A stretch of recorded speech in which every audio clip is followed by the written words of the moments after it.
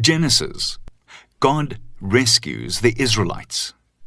Moses stretched out his hand over the sea, and the Israelites went through on dry ground with a wall of water on their right and on their left. Exodus 14, verse 27 and 29, Exodus 12, verse 1 to 42, and Exodus 14, verse 5 to 31.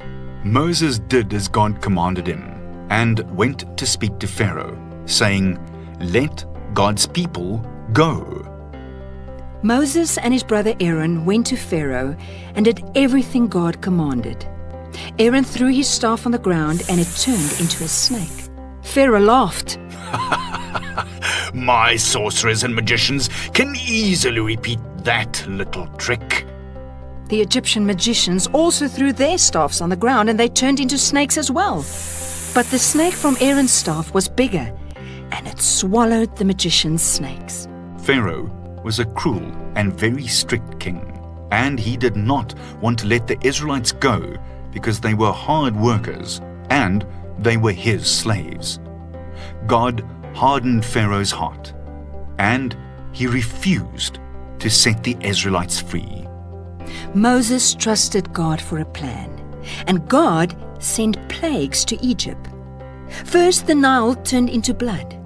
All the fish died, and the river smelled so bad that the Egyptians couldn't drink the water. Then God sent a plague of frogs. There were so many that they covered the land.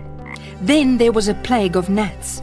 There were so many that they looked like dust from the desert. Next, God sent a plague of flies. The fifth plague God sent on the Egyptians was death to the livestock. All the Egyptian horses, donkeys, camels, goats, sheep, and cattle died. But, unbelievably, still, Pharaoh would not listen. He would not let God's people go. Then God sent a plague of boils that caused the Egyptians to become very sick. He also sent hail, and the hail destroyed all the planted crops. Then a plague of locusts came, and they ate all the crops the hail had not destroyed. The Egyptians had no food reserves left. Then the Lord said to Moses, "Stretch out your hand towards the sky, and darkness will spread over Egypt. It will be as thick as a blanket." Moses did as God commanded, and it became dark, completely dark, for 3 days. "Pharaoh, let God's people go," said Moses. But Pharaoh still refused. Then God said to Moses, "Gather the Hebrews and tell them to slaughter a lamb. Put the blood of the lamb on your doorposts and windows and eat together. Tonight, I will send an angel through Egypt, and all the firstborn children will die.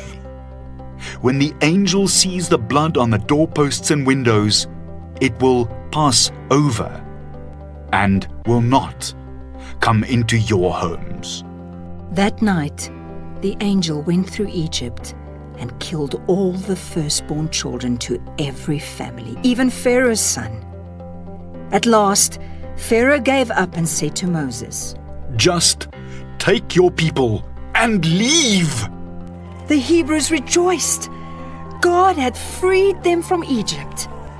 When they came to the sea, there was no way to get to the other side, so God split the water in two, and they could safely pass on dry land. In this story, you discover God wants what is ultimately, in the end, best for us. Memorize Exodus 14, verse 27 and 29. Moses stretched out his hand over the sea, and the Israelites went through on dry ground with a wall of water on their right and on their left.